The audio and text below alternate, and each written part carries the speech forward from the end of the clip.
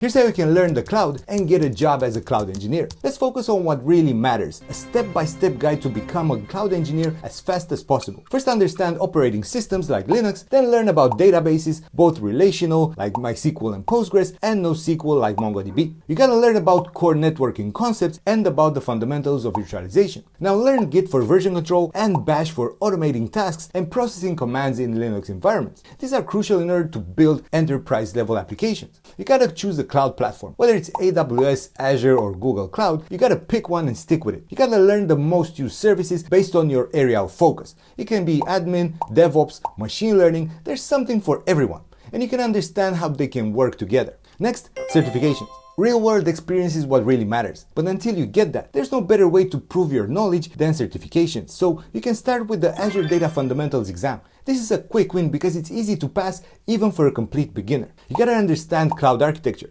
This is gonna take a while, but you can start with the basics of designing scalable, secure, and cost-effective solutions. And a great resource for this is Designing Data-Intensive Applications from O'Reilly. And when it comes to programming, there's so many cloud engineers that aren't too good at it, but learning a scripting language like Python is super important. Regardless of what others are doing, you're going to definitely need to be a decent programmer if you want to have a lasting career as a cloud engineer. And next is getting the hands-on experience. You got to use the cloud console and you need to use the command line interface in order to get a practical feel in order to create and manage cloud services. You can deploy most things from the UI, but there will be cases in which the CLI actually makes things a lot more easy. And you can use cloud sandboxes and you can use your own subscription, but you gotta make sure that you understand how to deploy various services. You need to understand access control, virtual networks, and private endpoints. Also, tools like Docker, Terraform, and GitHub Actions are essential for modern cloud jobs. Maybe you can get away without needing Terraform because you won't need to automate all of the deployments, but Docker is a must nowadays. And while you're gonna be learning, you're also gonna be building projects.